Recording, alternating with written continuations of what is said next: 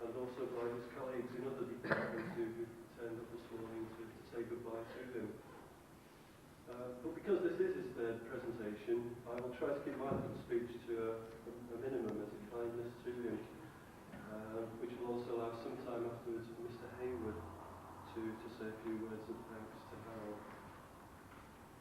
Last June, when I knew that I was coming to the college to take up my new job, I asked someone who works in one of the departments of the council in the town centre, what is Harold Wood like? I won't mention who I spoke to to save his blushes.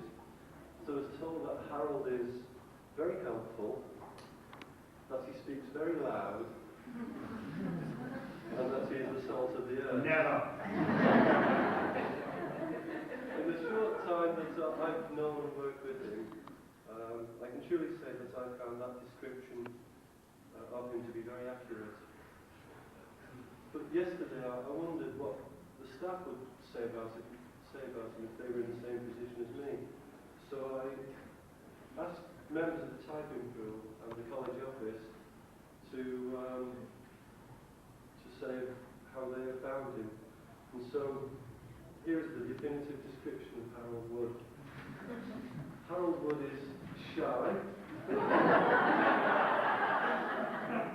sophisticated, nosy, quite nice really, terrible at telling jokes, and he's a sloppy kisser.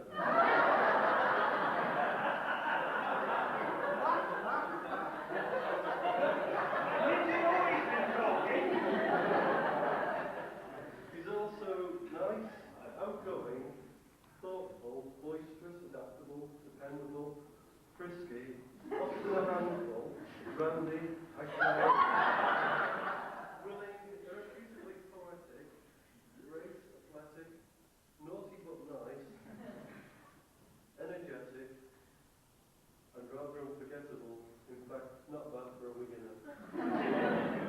That's love and best wishes from the bird sanctuary.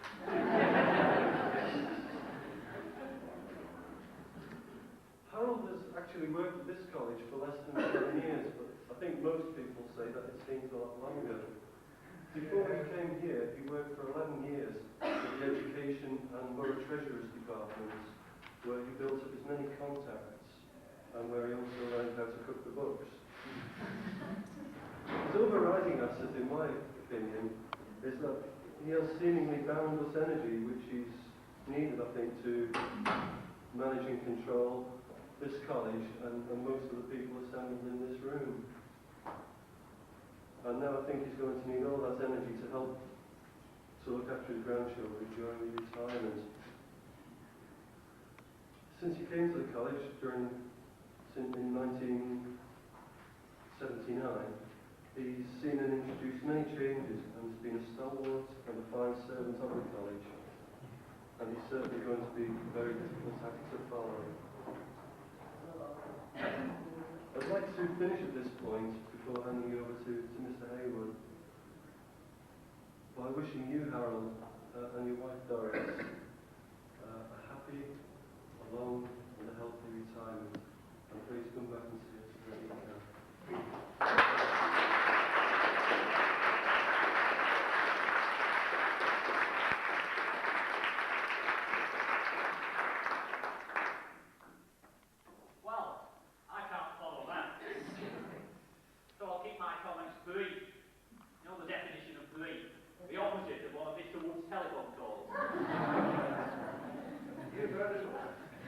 I also dread to think, and I don't think I'd better leave, I dread to think of what some of the girls in the office might say about me.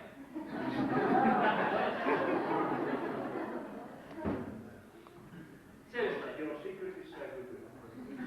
Seriously, I'm extremely grateful for the opportunity to say a few words and later to present the persons to Harold. I'm grateful doubly in a sense because it came as a surprise and as such I particularly welcome it more. I've known Harold for the 6 years he's been here. Probably I'm uniquely placed to comment on him. I know all his intimate secrets, but we won't go into those. This is a family show.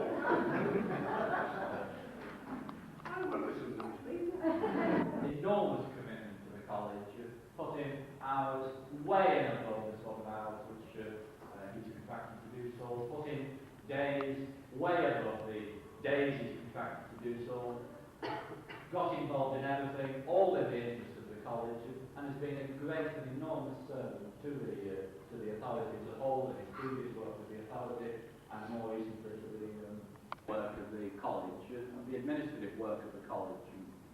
And it's often difficult to follow the right path between what are often conflicting requirements. I think a lot of people don't appreciate the difficulty of that tightrope as it is at times, and certainly in terms of his work as Chief Admin Officer, in terms of his work in supporting you, he's done that with his whole heart and your best interests at heart all of the time, while at the same time not being, as some people tend to be in administrative roles, purely concerned with the bureaucracy of the administration of the organisation, but he's had that breadth of vision to appreciate the wider role of the college and the role of the academic staff and their work, and has tried to provide a service which has been to the best advantage of both. While saying that, I repeat that he has, as you all know, and it's indicative of a number of people who are here and a number of presents that we're about to present, and the value of those, that his interests have been primarily with yourselves. In all the many, many long discussions we've had, it's always been what can we do for the best for the college and for the staff, what look after the staff's interests. And it's been an enormous pleasure for me working with him over the years. And although it's true to say that no one is indispensable, and clearly nobody isn't, Howell certainly comes as close to that as you could possibly get in terms of the commitment and the work that he's done for the college. So, all of us here, and I have the enormous pleasure of being the spokesperson. I can no longer say spokesman, the spokesperson for the college.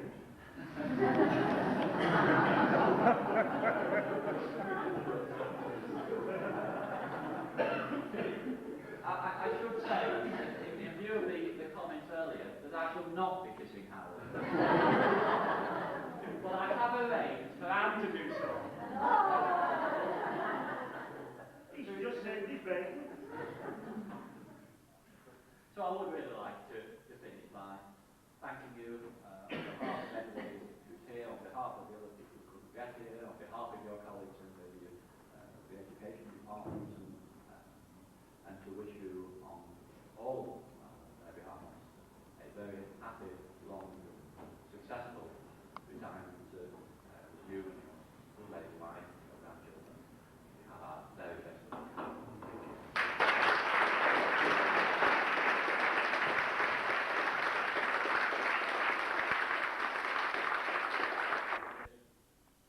Makes you feel very humble when you see so many people who you work with for so long gathered in one room. And I feel like that now. I said yesterday, and I'll say it again, they usually put the flag out when something is happening. And I would have assumed that when I parted these shores, that that's exactly what they would have done. I didn't expect them to paint the building at the same time. That was definitely not organised by me, for which I'm very appreciative. The bird sanctuary has been mentioned, and thank you very much for that. That is my pet name for the young ladies who looked after me all the time I've been here. And one in particular, Lisa, thank you. Before her, Christine, thank you very much indeed for all you've done. I can't begin to recount the happy memories I have, so I'm not going to try. The service in 215 is second to none. Thank you very much indeed for that, and I think we all appreciate what we do.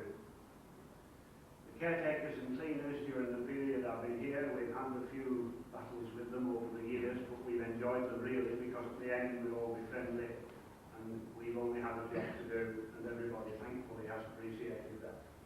Thank you for all you've done. Thanks for the caretaking that you've provided, and the way in which you've looked after me, particularly when I brought my car in and I wanted somewhere to park. The refectory's been very helpful. Thank you for the meals you've provided when there hasn't been 215. I've been to the meetings on many occasions, enjoyed the lunch up there occasionally, enjoyed the pleasure of the staff, and I do thank them all for what they've done for the college during the period that I've been here. North Road, similarly, I don't want to leave anybody out if I can avoid it, and I'm sorry if I do, but I'm trying my best not to. The admin staff, all in one area now, or two separate areas. Thank you for all the support you've given me, for the way in which you have helped me to do the job that I've had to do over the last 6 years. The technicians I've had enormous support from. They've been very helpful. They've done their best when there's been a need for something to happen, which has been vital to a course in the college. And Mr. Hayward mentioned the fact that you walk a tightrope in this job. You try to do both sides. The one thing I've always tried to do is to avoid the them and us syndrome, which does apply in colleges in many respects, because that's the last thing that should happen in an establishment like this. I'm sorry if I'm being a little serious, but that's the way I feel. I feel that things have gone along the road that hopefully has helped the college, and I hope the new college continues to do what we tried to do during the period. And Glenn, look after him for me, won't you? I'm not really able to do it anymore.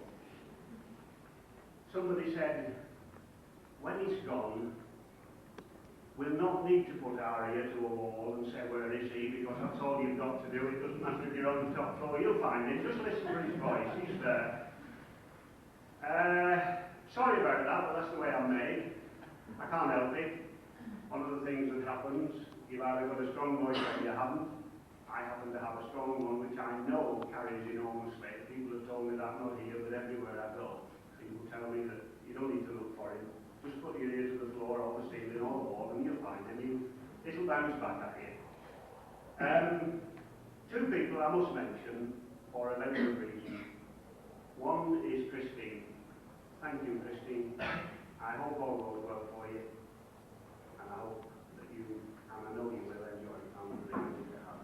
Thank you very much. And Tom, thank you very much. I hope you enjoy your new job. Go at it, like I said to somebody else a short while ago. In there with all guns blazing, make your mark, enjoy it. Thanks for all you've done for me. Those are the two people, and I'm sorry if I've upset anybody by mentioning them, but I felt I had to, because both of them are part in these shows, probably 1 week after me. Thank you for all the support I've had. Thank you for the help you've all given me, because without you, there's no way that I could have done this job that I've done over the last 6 years. I am looking forward to going home, to enjoy the grandchildren, to enjoy my wife's company a little more than I have done, to enjoy the garden, to get the caravan out of it off the next summer, and that's only for starters. So I'm going to be stopped for something to do, as you can all see. When I came out this morning, my wife said, at 4:30 this afternoon, you're a just man, because when you come in, it's just to this, just to that. And you can't have it better than that, can you? I've got my penny. I'm not sure what it says on it yet, but I'm quite sure it'll be something absolutely ridiculous when you get it on, but there you are. I am domesticated. I can burn water, so there's no problem. Thanks for all you've done. Thanks for the support you've given me. Thanks for coming. I'm saying no more. Thank you.